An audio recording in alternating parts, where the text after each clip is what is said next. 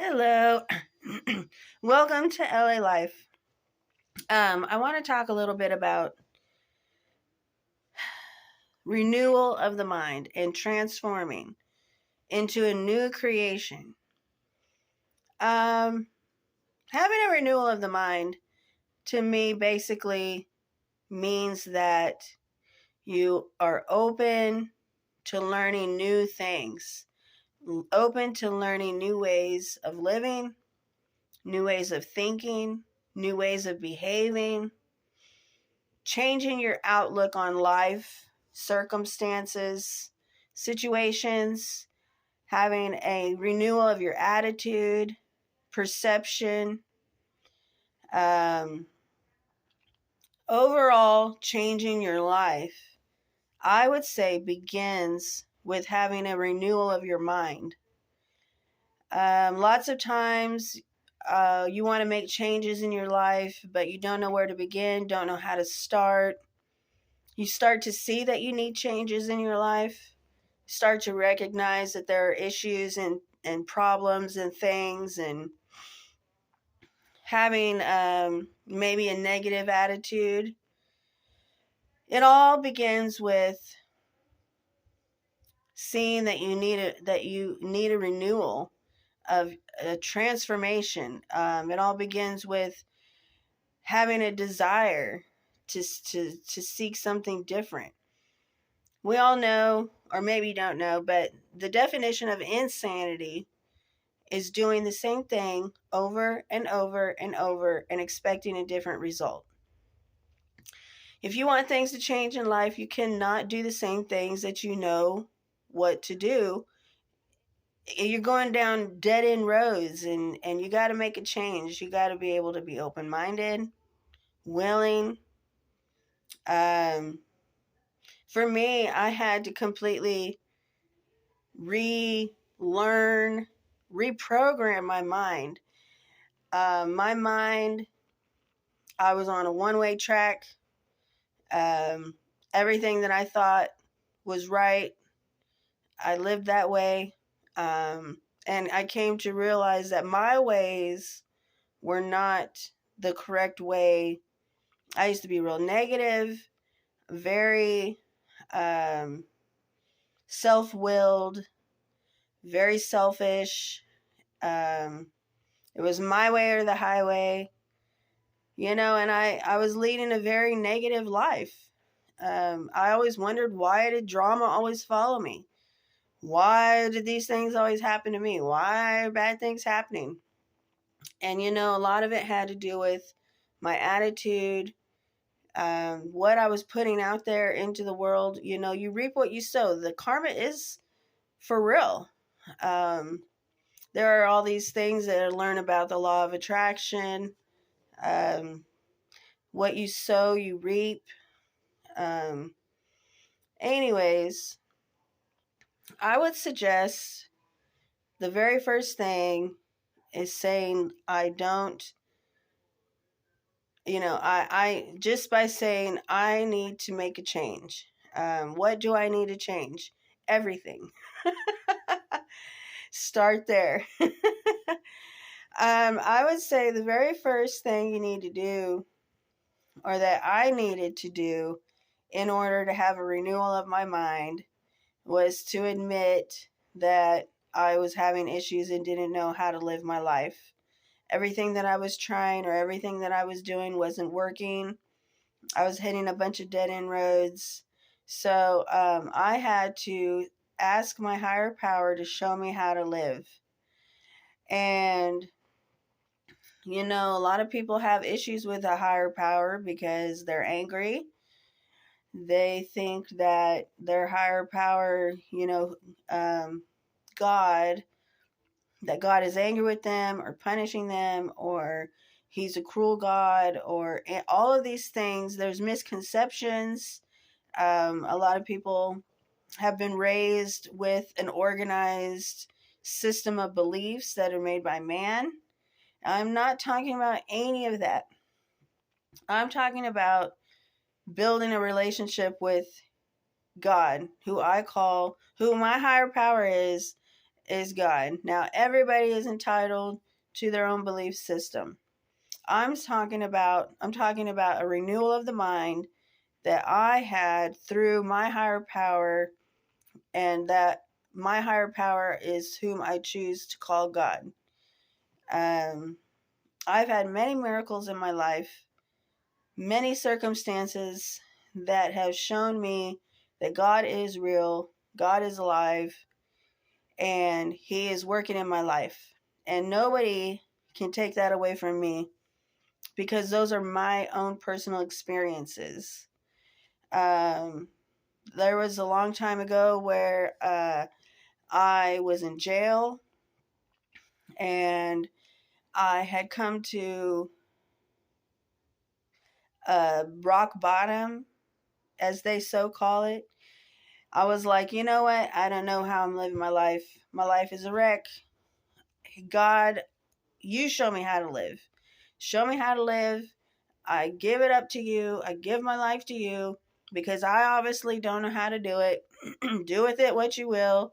And what do I've got to lose? What do I have to lose? So that's how I started out in my journey to the renewal of my mind.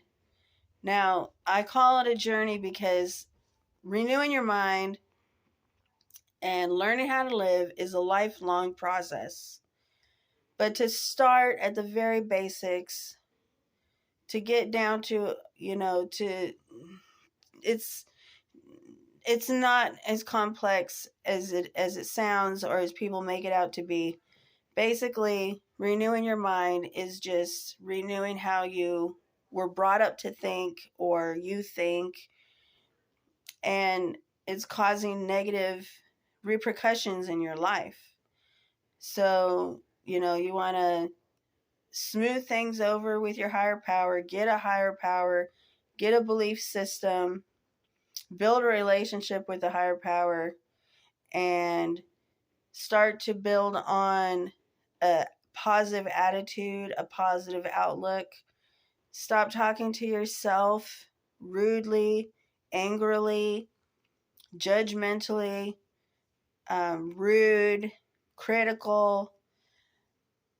A lot of it is how we talk to ourselves, how we view ourselves, and then how we view other people and talk to other people. I do believe in the old golden rule of treating others the way you want to be treated. Well, that is choosing love.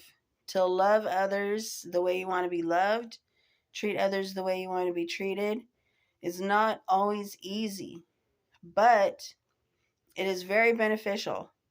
You think about all the things that you want. You want to be nurtured, comforted, cared for, loved, appreciated, validated. You want to grow and learn and do and be, and live your dreams, do great things. It all starts with how you view yourself, how you view others, how you treat yourself, how you treat others. Um, you know, we all have a lot of emotional things, and the question is, do you carry that emotional baggage with you? There's a lot of issues that I have to deal with in my life, uh, things that people have caused me harm, things that I have caused other people harm. I have to deal with those emotions. Emotions are not the problem. We're always going to have feelings. We're always going to have emotions. We're always going to have situations that arise that we don't know how to act or feel or anything, but we're always going to have emotions, and we have to learn how to deal with our emotions and not let our emotions control us. And if you're letting your emotions control your behavior, you're not going to like your behavior, and you're not going to like your circumstances, and you're not going to like the outcome in your life, because emotions are all over the place, and you have to think about, where is this emotion originating from? Well, I'm angry. I'm angry at the cash lady, or I'm angry at the person at the cash register because they're not moving fast enough. Well, I'm angry. Why am I angry? I'm angry because of something that somebody said to me this morning that, I'm angry about. And so the only way I'm going to get my frustration out is if I lash out at the person that's at the cash register because they're not going fast enough to my thinking of they should be this, they should be that. Who am I to judge, first of all? Second of all, I don't need to go off on somebody at the cash register just because I'm angry. That does not excuse that behavior. And how I want to treat other people. If I'm at the cash register and I'm new, or something's going on with the register and I'm learning, or something's going on and it's all messed up for whatever reason, out of my control, and I have a line of people there that are in line and they're all getting upset, how is that helping the situation? If I get upset at the person at the cash register is not gonna it's not gonna make that person go any faster. If anything, it's gonna make them more nervous and more flustered, and it's gonna take longer.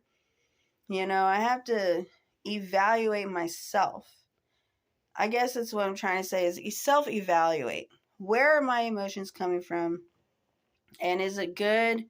Is it a negative or is it a positive emotion?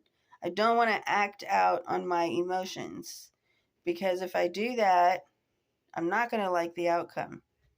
I have to think thoroughly through my feelings. So, that's part of renewing your mind. A lot of these things that I've learned are through the Bible, through my higher power, God. Just life lessons that He's taught me that I have learned the hard way.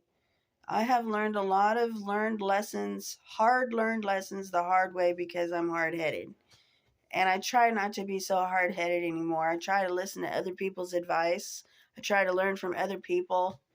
I have the 12-step program that I'm heavily involved in, and if you don't want to talk to God and you don't have a higher power as God, that's fine. I would say start out with the 12 steps. The 12 steps are a great way to teach you how to renew your mind.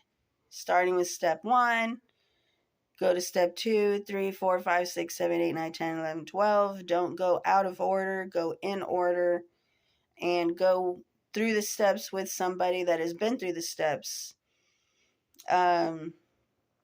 I have so much to my story, so much different ways that I've learned different things, that I can't go into all of it into this video, because it would take a long time. And I'm getting way off from what I was originally talking about, but it all is intertwined. It all goes together. So, there's so much in this.